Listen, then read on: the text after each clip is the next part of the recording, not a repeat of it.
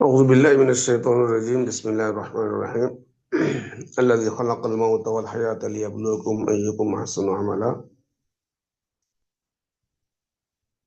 الحمد لله رب العالمين والصلاة والسلام على أشرف الأنبياء والمرسلين وعلى آله وصحبه أجمعين أما بعد আজকের এই চমৎকার অনুষ্ঠানের সম্মানিত সভাপতি বন্ধুবর প্রফেসর ডক্টর মোহাম্মদ নিজামুদ্দিন, প্রধান অতিথি ইসলামী আরবি বিশ্ববিদ্যালয়ের সম্মানিত vice chancellor professor doctor Mohammad Shamsul Alam, প্রিয় সঞ্চালক হাসান ইয়াহিয়া সহ সম্মানিত আলোচক বৃন্দ এবং যারা শুনছেন সবাইকে সালাম ও শুভেচ্ছা। আসসালামু আলাইকুম ওয়া রাহমাতুল্লাহি ওয়া বারাকাতুহু। আমরা যে মহান ব্যক্তিকে নিয়ে আজকের এই আলোচনার আয়োজন করা হয়েছে, তিনি আমাদের অনেকের কাছেই পরিচিত, অত্যন্ত বর্ণাঢ্য জীবনের অধিকারী। তাকে নিয়ে অনেক দীর্ঘ আলোচনা করা সম্ভব। তো যেহেতু অনেক আলোচক আছেন, আমি খুব সংক্ষেপে আমার সাথে স্যারের কিছু স্মৃতি নিয়ে কথা বলবো, বলেই শেষ করবো ইনশাল্লাহ। আমি 1999 সালের এপ্রিল মাসে ইসলামী বিশ্ববিদ্যালয়ে দাওয়া বিভাগে লেকচার হিসাবে যোগদান করি। সে সময় স্যার আল কোরআন বিভাগের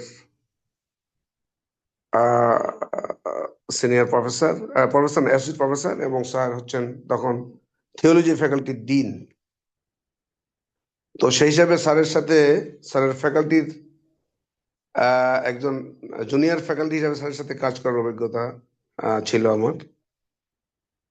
আর আমি যখন শিক্ষক সমিতির সেক্রেটারি 2018 সালে, তখন শিক্ষক সমিতির উদ্যোগে প্রথমবারের মতো বিদায়ী শিক্ষকদের জন্য একটি বিদায় সম্বর্ধনার আয়োজন করি। তখন স্যার এসেছিলেন, আমরা সকল শিক্ষককে বিদায় সম্বর্ধনা দিয়েছিলাম এবং তাদেরকে ক্রেস্ট দিয়েছিলাম। এরপরে সর্বশেষ আমি যখন দাওয়া বিভাগের চেয়ারম্যান এবং ডক্টর আবু মোহাম্মদ সিদ্দিকুর রহমান আশরাফি, তিনি হচ্ছেন থিওলজি ফ্যাকাল্টির ডিন। এটা মেবি 2021 সালে হবে, 2024 সালের প্রথম দিকে অথবা 2023 সালের শেষের দিকে আমরা থিওলজি ফ্যাকাল্টির বিদায়ী শিক্ষকদের একটা সম্বর্ধনা আয়োজন করেছিলাম। সেই প্রোগ্রামে স্যার গিয়েছিলেন। তখন অবশ্য স্যার অনেকটা অসুস্থ। এটা ছিল স্যারের সাথে আনুষ্ঠানিক শেষ সাক্ষাৎ। তারপরও সাক্ষাৎ হয়েছে ব্যক্তিগতভাবে। যে শিরোনাম দেওয়া হয়েছে যে ইসলামী শিক্ষা স্যারের অবদান, এটা তো আসলে স্যারের ছাত্ররা সারা পৃথিবীতে ছড়িয়ে আছে, এটাই সবচেয়ে বড় অবদান। স্যারের যে দুজন সুযোগ্য সন্তান, সুযোগ্য ছেলে, এরা আমার জানার মধ্যে দুজনই কোরআনে হাফেজ, দুজনেই মাদ্রাসা থেকে পড়েছে, আবার বিশ্ববিদ্যালয়ে পড়েছে। স্যারের জামাই কোরআনে হাফেজ, বড়জন, ছোটজন সম্বন্ধে আমি জানি না। স্যারের ব্যক্তিগত জীবনটা এত চমৎকার ছিল, আসলে কি বলবো।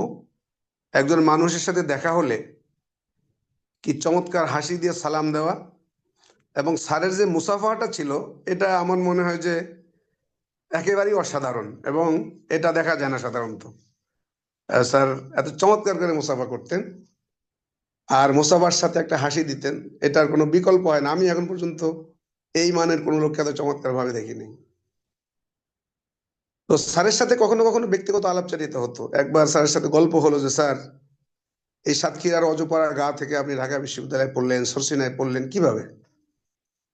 তো বলেন যে আমাদের একটা আকাঙ্ক্ষা ছিল এলেম হাসিলের, একটা লোভ থাকতো, মানে একটা বড় ভিশন থাকতো, লক্ষ্য। এই যে এখনকার ছাত্ররা যে লেখাপড়া শিখে না, প্রতিষ্ঠানে আসে না, স্যারের ওই কথাটা শুনে আমি স্যারের এই জীবনের এই অংশটা যদি কেউ ফলো করে, তাহলে তার জন্য বড় শিক্ষাবিদ খুব সহজ।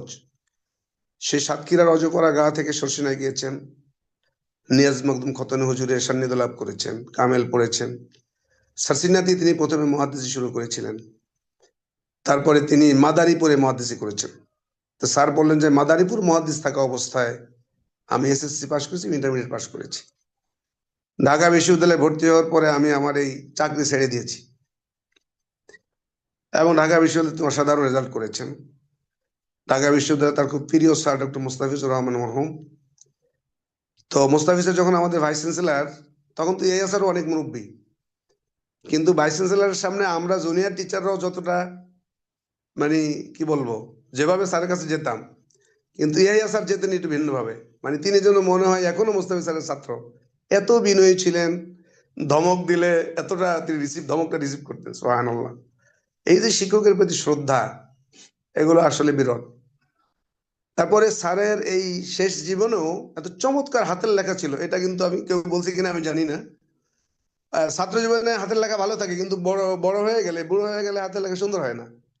এত সুন্দর করে লিখতেন, একেবারে বাংলা, ইংরেজি, আরবি তিনটা লেখাই অসাধারণ লেখা। এত সুন্দর হাতের লেখা লোক পাওয়া যায় না। আমি একদিন কি একটা কাজে, স্যারের রুম ছিল নিচতলায়, কি একটা কাজে স্যারের রুমে ঢুকলাম। তো ঢুকে দেখি যে সাতক্ষীরার একটা ছেলে স্যারকে বলছে, স্যার আমাকে 500 টাকা দেন। সম্ভবত তার কাছে, স্যারের কাছে কর্জে হাসানা চেয়েছিল। স্যার সাথে সাথে একটা খাতা নিলেন। খাতা নিয়ে ওই খাতার মধ্যে ওই ছাত্রকে দিয়ে লেখালেন যে আমি অদ্য এত তারিখে স্যারের কাছে 500 টাকা হাওলাত নিয়েছি। লেখায় আর স্বাক্ষর দিয়ে আবার টাকা 500 দিয়ে দিলেন। মানে স্বাক্ষর দিয়ে, লেখায় আর স্বাক্ষর দিয়ে, স্বাক্ষরটা নিয়ে তারপর টাকাটা দিলেন।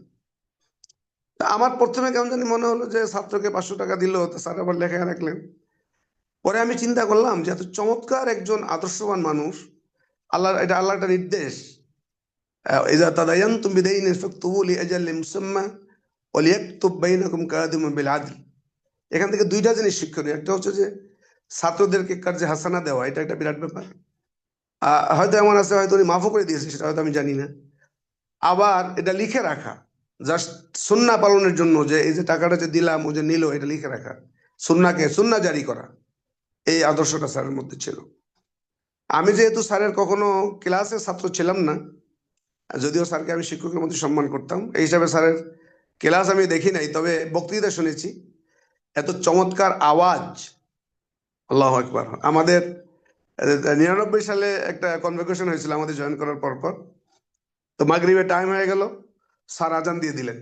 তো মনে হলো যে মুয়াজ্জিনের মাইকের আজানে তো স্যারের আজানের আওয়াজ অনেক বেশি। সাউতে জাওহারি যেটাকে বলে, শিক্ষক হওয়ার জন্য, দায়ী হওয়ার জন্য যে সাউতে জাওহারি লাগে, স্যারের সাউথ ছিল জাওহারি, এবং মৃত্যু পর্যন্ত আমৃত্যু স্যারের কণ্ঠ। কেউ ফোন করলে ইয়াহিয়া, মানে স্যার কিন্তু ডক্টর বলতেন না, ফোনে বলতেন ইয়াহিয়া, এত চমৎকার করে বলতেন, সুবহানাল্লাহ। তো স্যার আসলে একজন আদর্শ মানুষ, আদর্শ শিক্ষক, আদর্শ ছাত্র, আদর্শ আলেম, আদর্শ দায়ী, আদর্শ ওস্তাদ, এবং আদর্শ পিতা। আমরা স্যারকে হারিয়েছি, এবং এই আলেমরা যারা চলে যাবে, এদের আর বিকল্প হবে না। হাদিসে আসছে, ইন্নাল্লাহ লা ইয়াকবিদু আল ইলমা ইনতিজাআন ওয়ালাকিন ইয়াকবিদুল ইলমা বিকবদিল উলামা। তো স্যার চলে গেছেন, স্যারের শূন্যতা হয়তো পূরণ হবে না। এই আলোচনার মাধ্যমে আমরা স্যারকে কি দিতে পারবো? স্যারকে দিতে পারবো স্যারের জন্য দোয়া, আল্লাহ স্যারের মর্যাদা বাড়িয়ে দিক, জান্নাত দান করুন। এবং স্যারের সন্তানরা আছে, তারাও আলহামদুলিল্লাহ অনেক যোগ্য। আরেকটা কথা বলে শেষ করব। হাদিসে কুদসিতে আল্লাহ তাআলা বলছেন যে আমি কোনো কাজ করতে গেলে সিদ্ধান্তহীনতায় ভুগি না, কিন্তু একটা কাজের সময় আমি খুব সিদ্ধান্তহীনতায় ভুগি। আমি যখন কোনো মোমেন বান্দার নফসকে কেড়ে নেই, তখন আমি সিদ্ধান্তহীনতায় ভুগতে থাকি। কেন? ইয়াকরাহুল মাউত ওয়া আনা আকরাহু মাসাআতাহু। সে মৃত্যুকে অপছন্দ করে, আর আমি তার সাথে দুর্ব্যবহার করাটাকে অপছন্দ করি। কিন্তু তার যেহেতু হায়াত শেষ হয়ে গিয়েছে এবং তাকে মরতেই হবে, আল্লাযী খালাকাল মাউতা ওয়াল হায়াতা লিয়াবলুয়াকুম আইয়ুকুম আহসানু আমালা। আল্লাহ তাআলা হায়াতেরও স্রষ্টা, মউতেরও স্রষ্টা। তো এই আল্লাহ সুবহানাহু ওয়া তাআলা বান্দার জান কবজের সময় তারাদ্দুদে, মা তারাদ্দাতু ফি আমরিন তারাদ্দুদি ফি নাফসিল মুমিন ইয়াকরাহুল মাউত ওয়া আনা আকরাহু মাসাআতাহু। তো আল্লাহ তাআলা স্যারকে নিয়ে গিয়েছেন। আমরা স্যারের বদিল, স্যারের ছাত্ররা, স্যারের সন্তানরা, আমরা যারা স্যারের শুভাকাঙ্ক্ষী আছি, আমরা যেন স্যারের শূন্যতা পূরণ করতে পারি। আল্লাহ সে তৌফিক দান করুন। আল্লাহ তাআলা স্যারের পরিবারকে ধৈর্য ধারণ করে তৌফিক এনায়েত করুন। আমি জানি খালেদ আমার ছোট ভাইয়ের মতো, তাকে খুবই স্নেহ করি। হাসান ইয়াহিয়া ছোট ভাইয়ের মতো, এবং হাসান ইয়াহিয়া এবং খালেদের আম্মাও সম্ভবত স্যারের কিছুদিন আগে দুরারোগ্য ব্যাধিতে আক্রান্ত হয়ে মারা গিয়েছেন। তাদের সাথে আমাদের একটা ফ্যামিলিয়াল সম্পর্ক ছিল, এখনো আছে। আল্লাহ তাআলা স্যারের এই দুই সন্তানকে, স্যারের দুই মেয়ে, দুই ছেলে, তাদেরকে তারাক্কি দান করুন দুনিয়া আখিরাতে, এবং স্যারকে আল্লাহ তাআলা স্যারের মর্যাদা বাড়িয়ে দিন, জান্নাত দান করেন এই দোয়া করি। এবং আজকের এই মজলিস এরকম মাঝে মাঝে হবে, যেহেতু তাজকিরাতুস সালিহিন, নেককার বান্দাদেরকে স্মরণ করলে, মাউতকে স্মরণ করলে আমাদেরও কি হয়, মাউতের কথা মনে হয়, আল্লাহর ভয়ের কথা মনে হয়, এবং এই সালিহিনদের চরিত্র থেকে আমাদের শিক্ষা নেয়ার কথা মনে হয়। এরকম মাঝে মাঝে হবে, ইনশাল্লাহ আমরা যোগ দেব। তো আমাকে এখানে যোগ দিয়ে কিছু কথা বলার সুযোগ দানের জন্য আমি যারা আয়োজন করেছেন তাদেরকে ধন্যবাদ জানাই, এবং যারা শুনছেন কষ্ট করে, আমাদের হেজবুল্লাহ স্যারকে দেখতেছি, এবং সালামান স্যারকে দেখছি, ডক্টর নজরুল ইসলাম মারুফ, আরো অনেকের চেহারা দেখতেছি, অনেকে যুক্ত হয়েছেন। সবার জন্য শুভকামনা থাকলো, সবার কাছে দোয়া চাই, আমার নিজের জন্য, আমার পরিবারের জন্য, এবং স্যারের জন্য, স্যারের পরিবারের জন্য। আসসালামু আলাইকুম ওয়া রাহমাতুল্লাহি ওয়া বারাকাতুহু।